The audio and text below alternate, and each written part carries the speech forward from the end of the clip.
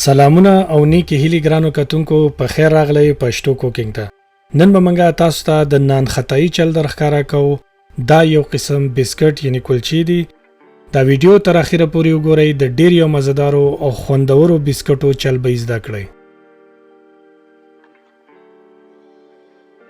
د ټولو نه مخکې به په دې کې زمونږ پکاريږي 1.5 ګرام د چینی یعنی د بورې پاوډر، تقریبا 1.5 پیاله راځي.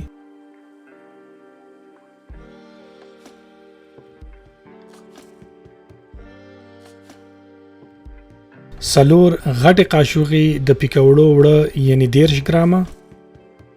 سلور غټ قاشوغي وچ پي یعنی 0.5 ګرامه. 2 وړې قاشوغي بیکینګ پاوډر او نیمه وړه قاشوغه سوډا. دا به په یو چاڼ کې واچوي او خبي چاڼ کړئ چې غوټي پکې پاتې نشي.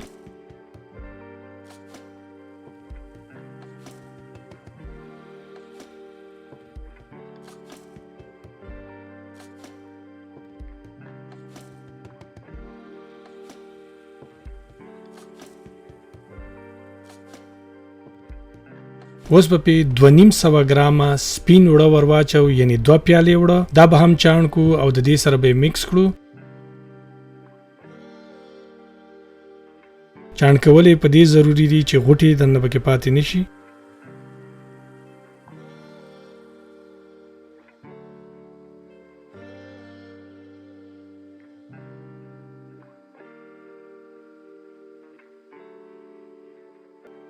اوس به په نیمه وړه قاشوغه د لاچی پاوډر ورواچو او دا به پکې هم خو میکس کو یعنی ګډ وډ به کړو. پکې د دې اخته کول به په سوچو غړو کې کو. 200 ګرامه سوچو غړي نیم بلاول ورواچوي او دا به پکې خو میکس کړئ. احتیاط وکړئ چې دا غوړي یعنی دا سوچو غړي تاوده نه وي یعنی یخ وي، د روم ټمپریچر باندې وي. دا نیم غوړي به پکې بیا ورست ورواچوي او د دینه به یو خمیر بیا جوړ شي.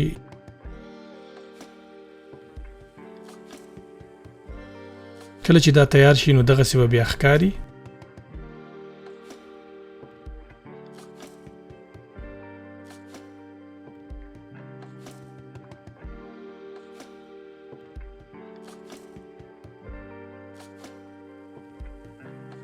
اوس په پکې 15 دانې پریکشوي بادام دغه سی ورواچو او د 15 منټو لپاره به په فریج یعنی یخچال کې کېږدو چې یخ شي.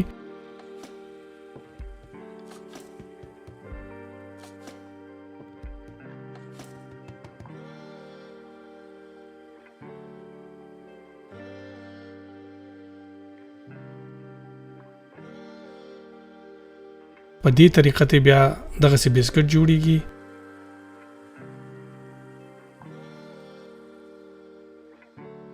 تاسو کولای شئ چې په لاس باندې هم جوړ کړئ.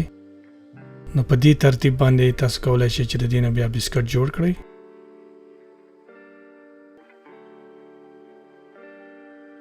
کله چې ټول تیار شول نو یو دانه د اګۍ زیړ به دغه سي مات کړئ.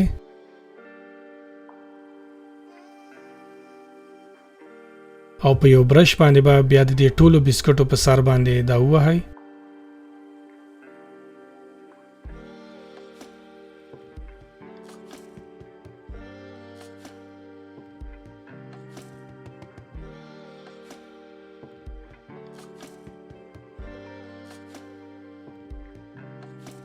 د هر بسکټ په سر باندې به بیا یو دانه بادام د سلګ غونډه کې وزوري چې وند خري ورپسې.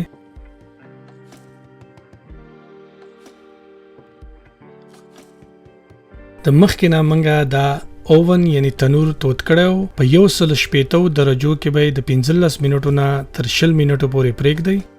نو زمونږ دا بسکټ په 180 سنټیګریډ یعنی درجو باندې په 13 منټو کې تیار شول. دا بسکټ هم دغه سی بیا ښکاری.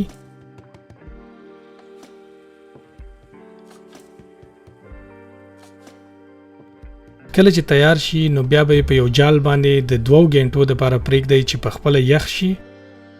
نو تاسو بسکټ به بیا تیار وي.